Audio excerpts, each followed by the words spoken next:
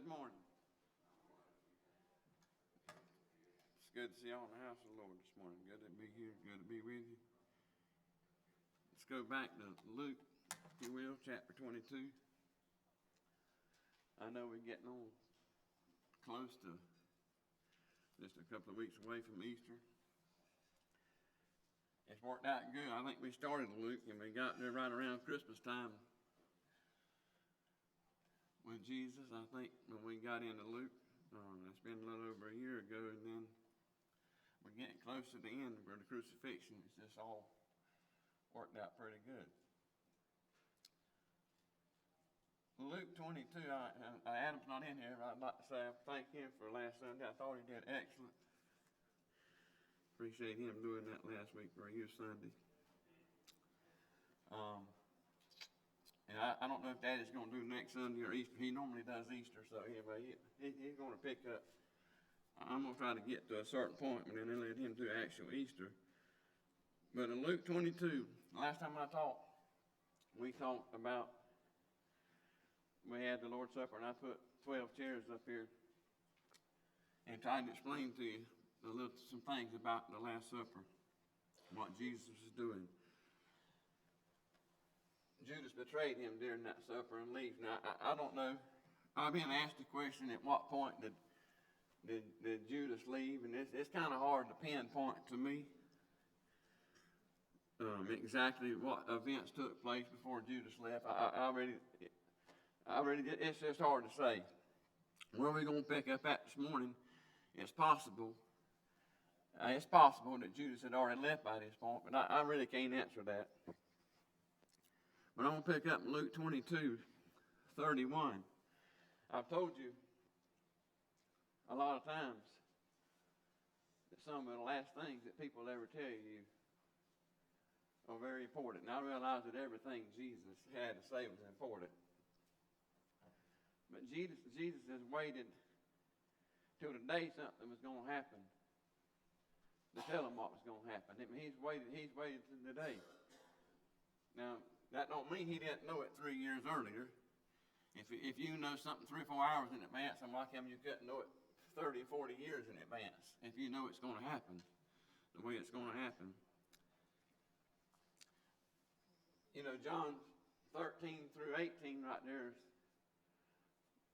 17 or 18 is things that what Jesus said at the Last Supper. He really preached him a sermon, so to speak, during that Last Supper. But he's washed their feet. He's already told them who was going to betray him. I believe personally Judas has got up and left. And in Luke 22:31, Jesus says this: Simon, Simon,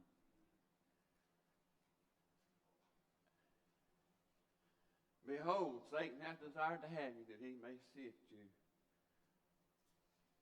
as wheat. I know we read about this with Peter, but I believe the devil's out so to try to sift everybody as wheat anymore. I mean, the devil is destroying. I do believe that he knows he's only got a short period of time left. I mean, you know, I know he don't know when Jesus is coming. I understand that. But he's got the word in front of him. He sees the prophecy unfolding, things filling. I mean, he sees it. And he knows his time is getting shortened. And it's Bible that in the last days that things would wax worse and worse. I mean, it's there. We got so much Bible to back that up. Peter had walked with Jesus for 3.5 years. Everything he knew about the work of Jesus, Jesus had taught him. Do you remember in the Gospels that Jesus was walking on the seashore and he saw Peter and James and John and Andrew fishing? And he come up to them and said, "Follow me and I'll make you become fishers of men." When Jesus called Peter, he knew Peter was going to fail. That didn't catch him by surprise. The devil is out to destroy people. Anyway, listen, he don't care what he does to your family. He don't care what You know, if he can get into your household and tear your family apart, that's what he wants. He's the author of that. Simon, Simon. I mean, you call somebody by name twice. I mean, you're really trying to get their attention. You're really trying to let them know that you're serious. I mean, there may have been times that Peter made jokes, and maybe, I mean, I don't know that, among them being 12 guys. I'm sure they did. But Jesus was getting serious about this. Simon, Simon, Satan has desired to have you. That word desired means to ask that one be given up from one power to another for torture or punishment. You know, everything that happened those 3.5 years is not recorded in the Bible. Every conversation, everything Jesus said. I mean, we got enough, sure, but everything was said. But there was probably enough said that the devil knew one day Peter was going to be a great leader, if not the greatest we see in the Bible. That's pretty much started the church in Jerusalem. He was the first one to preach a message. Maybe the devil didn't know all was going to happen, but he knew that Peter had the potential of being a great man for God, and he just desired to have him, that he just might destroy him where it would never come to pass. People fail God. I fail God. I kind of have been able to relate more to Peter in the last 15 years versus them 40 years before that. Peter walked with Jesus every day. I mean, any situation he got himself in, there was Jesus to get him out. There was Jesus to talk him through it. There was Jesus for whatever he needed.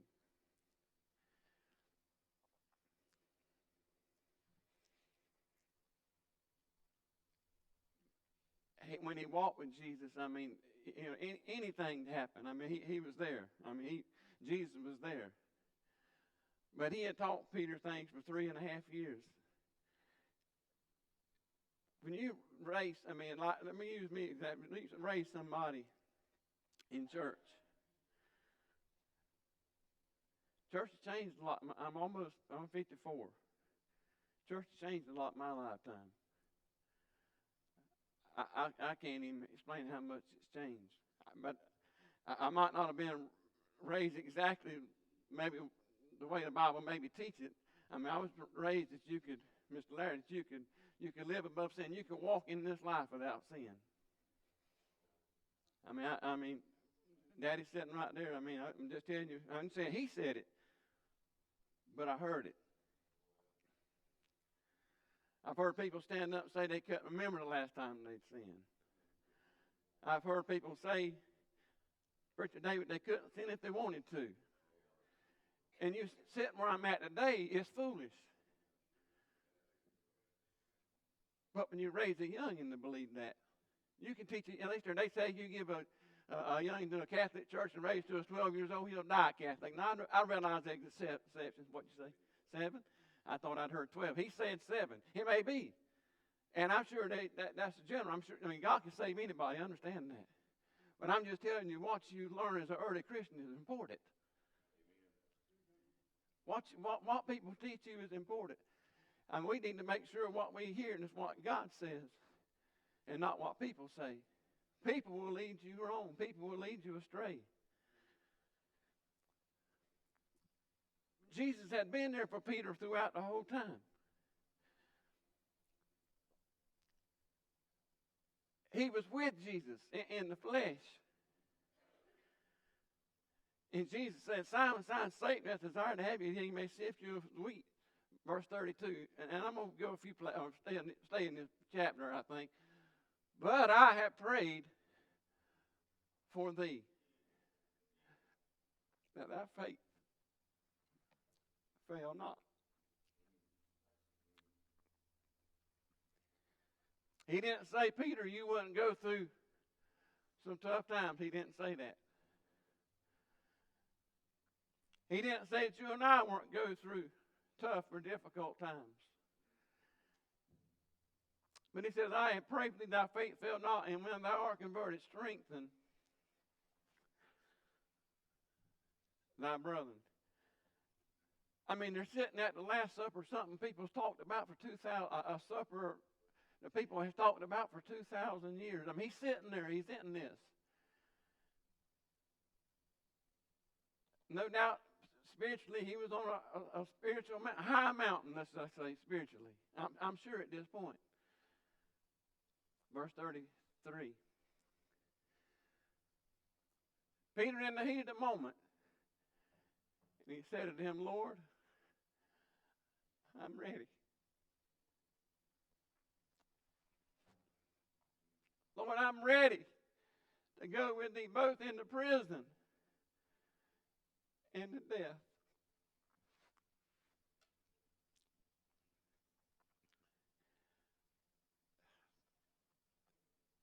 In fact, let me read this. Matthew, let me see if I can find it real quick. Matthew 26. I'm not sure which verse. Give me just a second. I'm going to read Matthew 26, 33 through 35, and then we'll go right back to Luke. Peter again talking, it's the same place. It's just Matthew tells us a little bit more than Luke. Peter answered and said to him, though all these men, or all men shall be offended because of thee, yet will I never be offended. Verse 35, and Jesus tells him what, his statement. And in verse 35, Peter says this.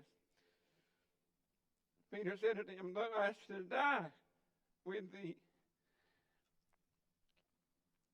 yet I will not deny thee. Likewise said all of the disciples. Peter just,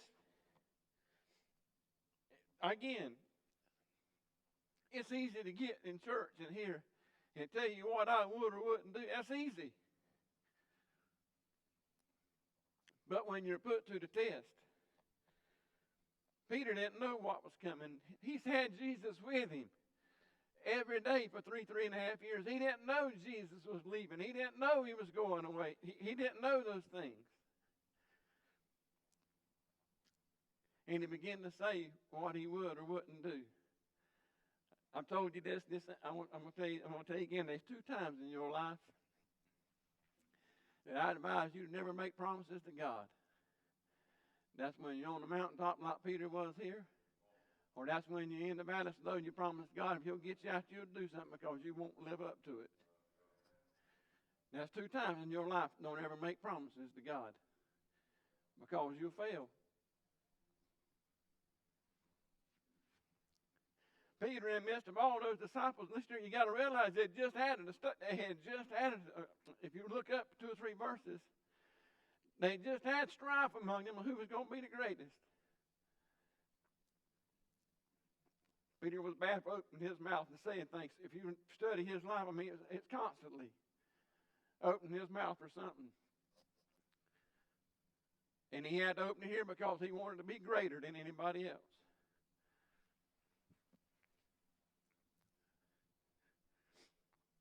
Peter had a lot of growing to do in the Lord, but he didn't know that yet.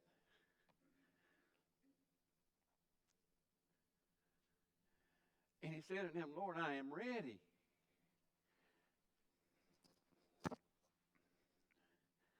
I mean, he's telling him, he said, Lord, I am ready to go with thee both into prison and to death. Verse 34.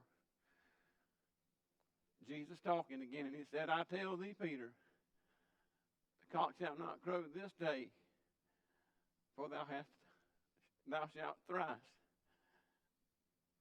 deny that thou knowest me.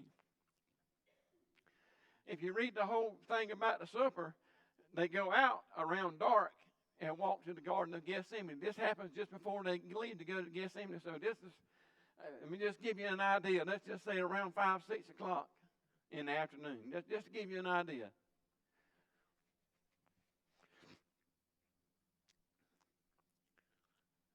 if they had 12-hour days, and I'm just talking, I mean, I don't know what, you know how the days are. We got short days and long days. And I really haven't studied it out to see kind of what days are like there, not really. Let's just say max 12 hours. Max.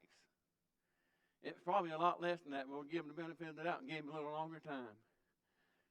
Jesus predicted he was going to do something he just stood before the 11 in Jesus and said he would never do.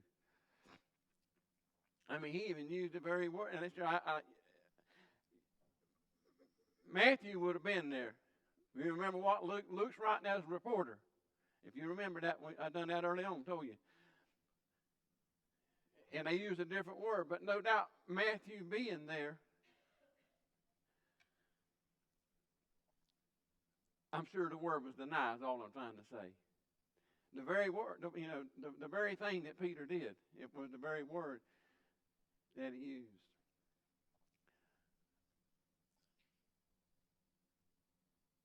Peter thought he was beyond ever having any trouble in the problems. I know what that's like.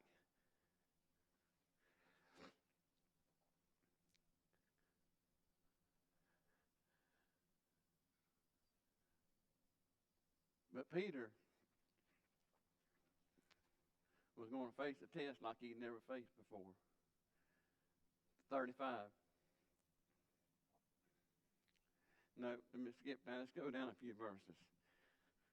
Let me see which ones. We're going to stay in the same chapter. Come on down to 54. We'll back up next week, probably catch some of that in the garden.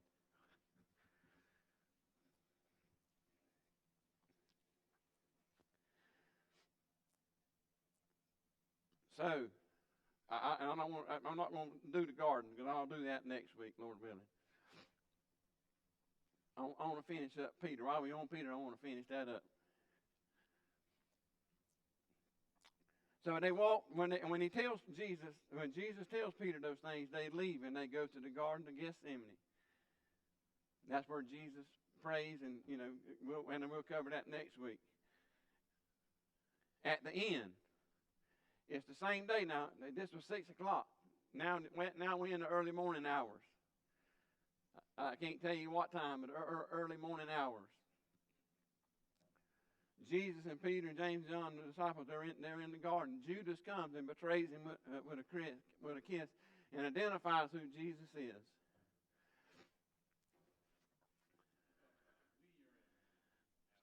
Wee hours of the morning, yes, sir.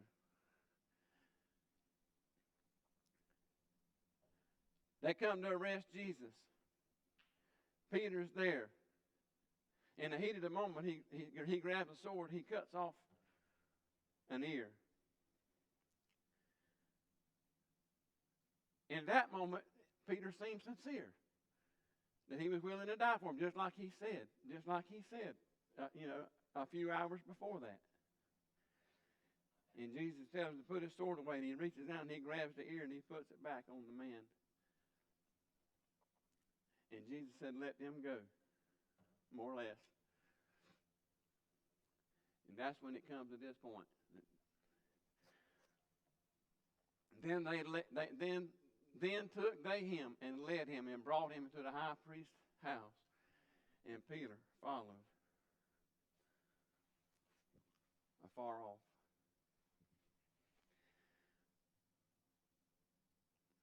The devil began, just like he had been working on Judas. Now the devil begins to deal with Peter. I mean, he's went as far as to cut the high priest's servant's ear off. He's went that far.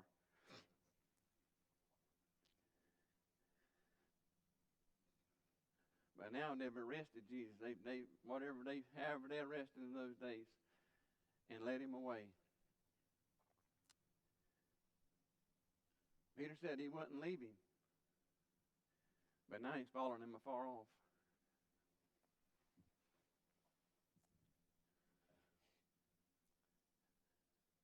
I don't know how far behind it.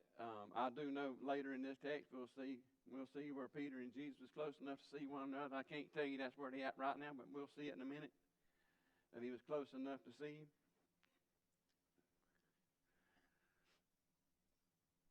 And he's just following from a distance. Verse 55. And when they had kindled a fire in the midst of the hall, and were sat down together, Peter sat down among them. It's a picture of showing Peter getting further and further away from Christ. I mean, it started out, he just followed him and far off. Listen, it don't take long for the devil to come into your life and destroy you. Don't think it takes weeks and months and years. Listen, one act can change your life. It really can.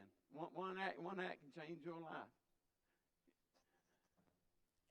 So Peter's following afar off. Now it was cold, so they built a fire, and Peter comes up and sits among the very people that arrested Jesus.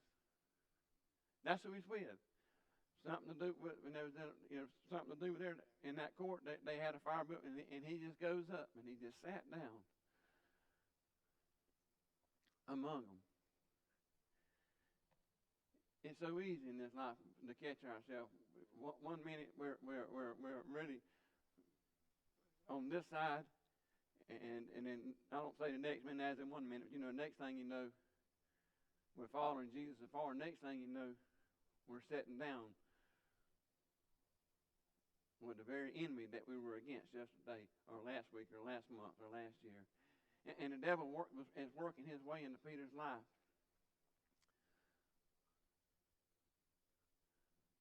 Peter hadn't seen it yet. Not yet. Verse 56.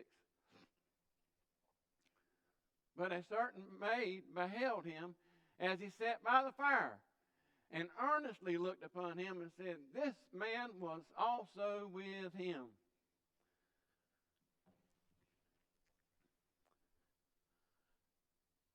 It was a woman just saw him sitting there and said, "Hey, this guy, I seen this guy. He was with that man."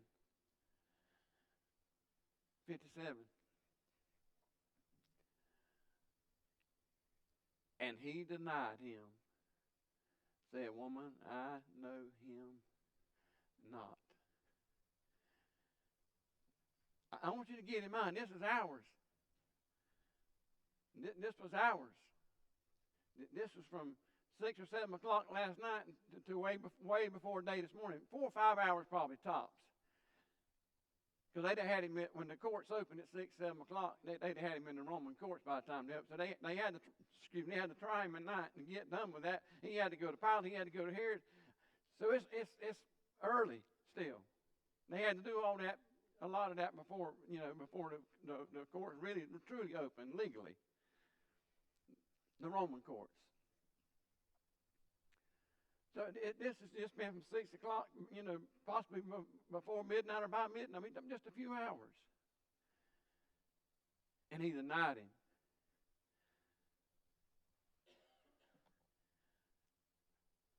I can't picture why he did it. I'm just telling you what God said he would. Why he would cut a man's ear off an hour ago and fight for him an hour ago and now tonight. I don't know. Well, it's just surely fear. We do things like that. It's possible. I understand what you're trying to say there. I mean, it's possible when Jesus told him to put his sword up. I think really that he just hadn't put everything. Jesus had told him a lot of stuff, and I really don't think he had put it together yet because God didn't have the time. He didn't give him the revelation to put it all together yet, probably.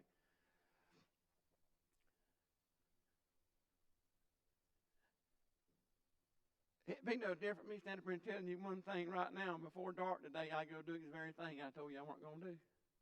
It's the same thing. Verse 58. And after a little while, another saw him and said, "Thou art also of them." And Peter said, "Man, I am not. I am not one. I am not with him. I am not with him." I don't know what Peter's thinking by now. I don't know if he's thinking, man, I done that twice. Surely I ain't going to have to do it again. Surely he had to think stuff like that.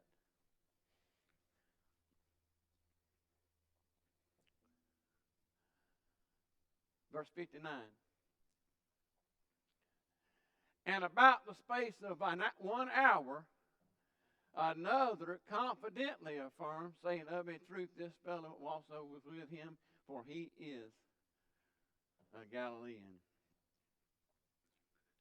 About the space of an hour later, here comes another and say, man, you're with him. Verse 60. And Peter said, man, I know not what thou sayest. I'm going to stop right there for just a second. Because one of the other Gospels tells us that he cursed and sweared. He had no idea who that man was. I could find it. It's in there. I want to think it's in Matthew. Somebody look in Matthew 26 toward the end and see if you see it real quick. But he began to curse and swear that, and it might not be Matthew 26, but that's just where I'm thinking. I don't think I underlined it, maybe. Yeah, verse 74, 26:74. Matthew 26:74. And Peter said, man, I know not what thou sayest. And immediately while he spake, that's right verse. What verse is it? I'm 74. I'm sorry. Matthew 26:74. I'll just read it. Then began he to curse and swear, saying, I know not the man. And immediately the cock crew. He began to curse and swear. I don't know him. I don't know this man. Yes, sir. Go ahead.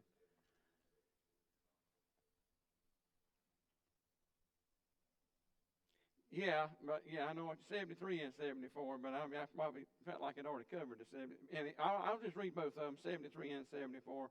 And after a while came unto him they that stood by, and said to Peter, surely thou art one of them, for thy speech betrayeth thee.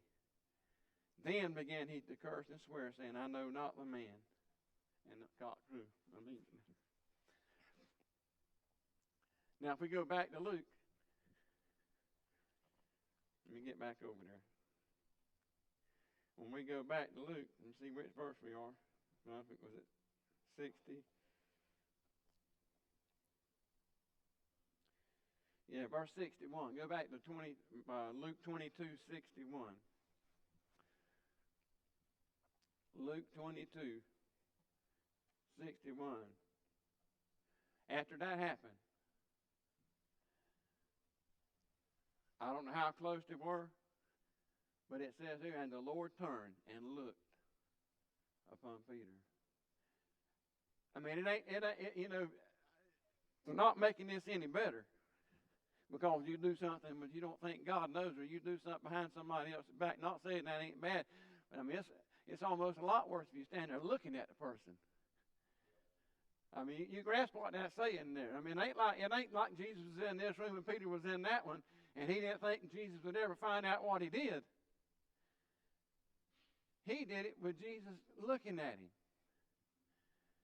And the Lord turned and looked upon Peter, and Peter remembered the word of the Lord, how he said to him, before the cock crow, thou shalt deny me thrice.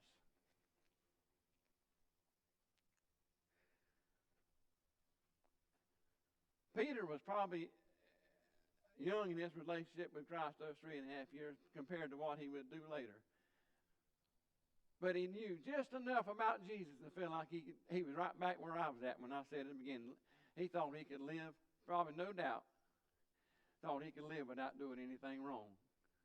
I can't prove that, no. It's just what I think.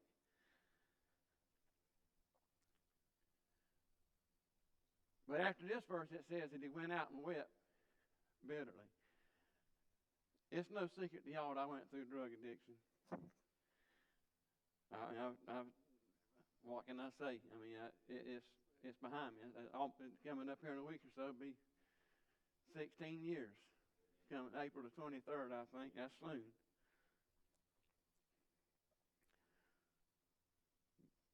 But on that morning of April the 23rd, about 5 o'clock in the morning, 2009, I knew I had a problem, but at that time, everybody kind of found out I had a problem. And man, are you talking about a guy that took you hard? You just can't even imagine.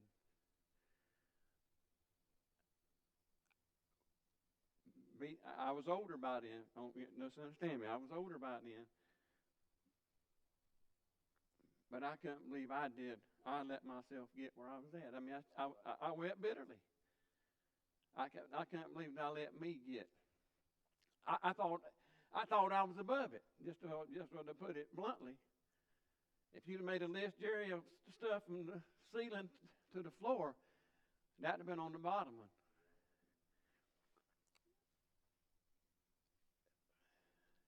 I'll tell you how much I was against them. I didn't take anything when I was probably through my 20s. I don't even hardly take cold medicine. I had a kidney stone. I was 24, maybe 25, 22, 23, 24, 25. I don't remember. I went to the doctor, Mr. Larry, and he wrote me a pain pill prescription. He goes, if you got a kidney stone, I mean, it is what it is. I mean, I knew how they work. Those daddies always had them all my life.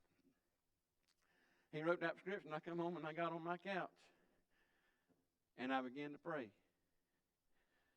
I would put the pill in my mouth, and I said, no, I ain't doing that. God, you're able to do this thing. I'd take it out. I'd put it in. I'd take it out. I prayed, Mr. Larry, I mean, sincerity is all I know to tell you. I never took the pain pill, and I've never had a kidney stone since. That's what I'm trying to tell you. I didn't think that could ever get me. That's the only reason I told you that. Peter didn't think this would ever get him. You can get yourself in situations you don't think that would ever get you. But that'll be the very thing that you'll have a death eye to, and you won't see it, and you won't see it till it's too late. I woke up one day and I said, God, I got a problem, and I don't know how to fix it. I know from where you sit, and and maybe even me now. I mean, maybe I should have done something a long time ago. I literally cried and asked God for help every day of my life, probably 2 years. I know that sounds foolish, but you'd have to be in the situation to understand it. Man, I've been in almost every parking lot in this county during lunchtime, praying during that time. God, I know I got a problem. I don't know what to do. And from somebody that's been addicted to drugs, you just think you're going to wake up one day and life is going to be better, and you won't do it anymore. That's just what you think. And it don't happen that way. But you wouldn't know that if you hadn't been there, if you hadn't been involved in it. We all fail God. Peter failed God, and he went out and he wept bitterly because he knew he did. Jesus said, I pray that your faith fail not. I don't think Peter during this time when he denied Jesus, quit believing Jesus was the Son of God. I don't believe that.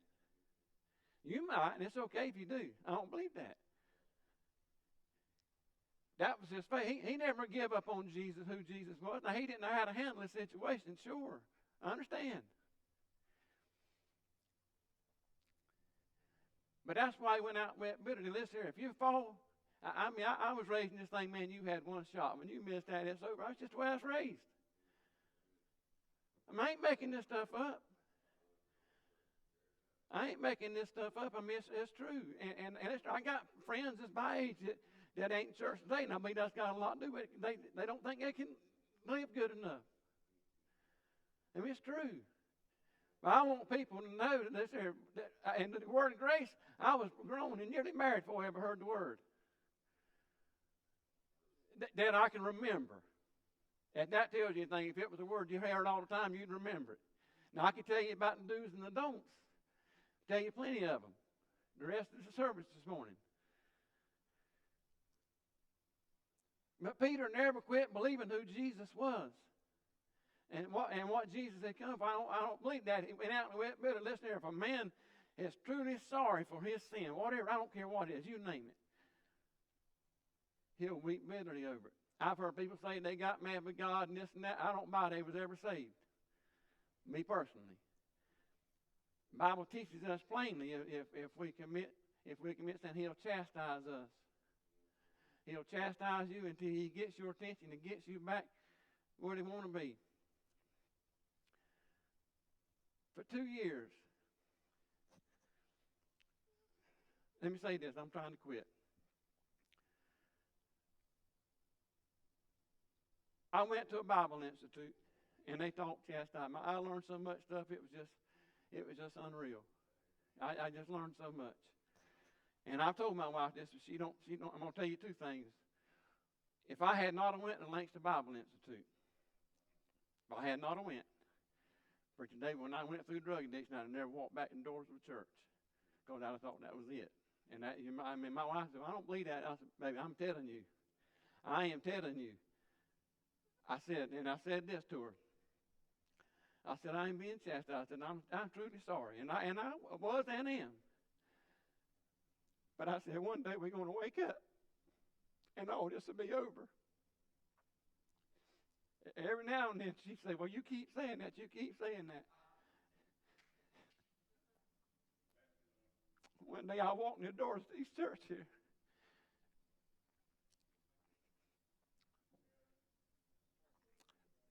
I don't know what the preacher said, honestly. Tell you what his message was and tell you where he was preaching it out of. With Elijah, and he preached, all is well.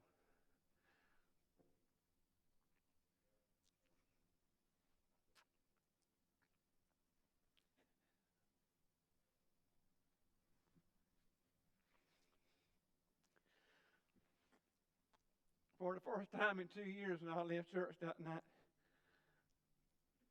I went home and just couldn't get over how I felt. Because you just don't. I'm just telling you, I was in a bad place. That's all I'll ever tell you. For 2 long years, even after that was over, I was in a bad place.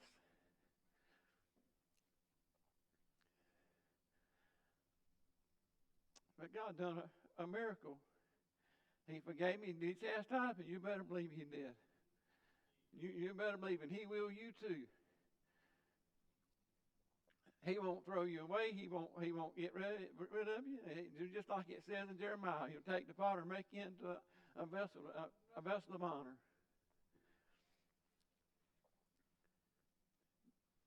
That night, this very night that Peter done this, Judas betrayed him. I'm going to finish with this. Judas betrayed him. I say this often. You all know what I'm going to say before I say it. In my opinion, there's not really any difference than what Peter done than what Judas done. The only thing Judas done is went and pointed out which one Jesus. I mean, he took money, sure, but still, the only thing he did is he pointed out who Jesus was. This is Jesus. In so many words, you can narrow it down. That's what he did. And Peter denied and cursed and swore and everything else. They never knew him. But here is the difference. Well, that's right. They both were sorry, as the preacher said. That's a true statement. Judas could not live with what he'd done. Do you know how many people in this life right now that can't live with things they've done? Can't live where I'm telling you, church. I've been there. It's just a miracle of the grace of God. I'm standing before you, and that's truth. That's the truth if I've ever told it.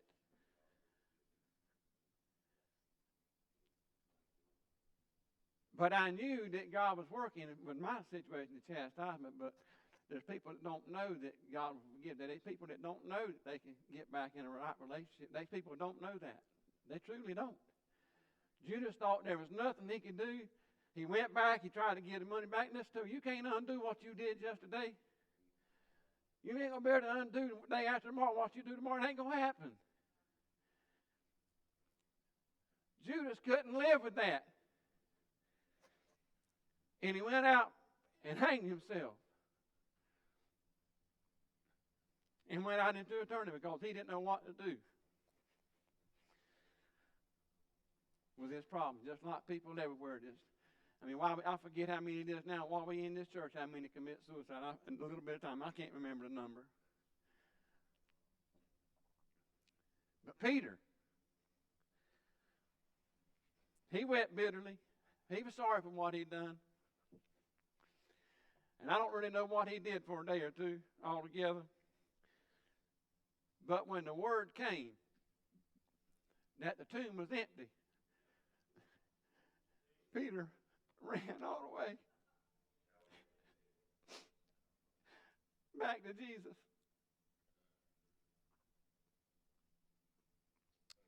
That is the difference. You can come back to Jesus regardless of where you've been, regardless of what you're going on, regardless. I don't care. All that's immaterial. I've failed many times. Probably fail some more.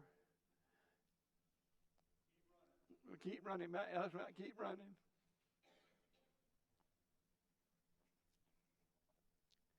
I tell you, we live in difficult times. We're living in a difficult time when the devil's just destroying people and he's out to sift them as wheat everywhere, in every church. We need to tell our family and friends about Jesus because he's coming soon. We need to be ready. He's coming after the church without spot or without blemish. A blood-bought church that's washed in his blood. It knows him as Lord and Savior of the life. I'm a little bit beyond my time. Anybody got a question or comment real quick? Go ahead, Mr. Larry.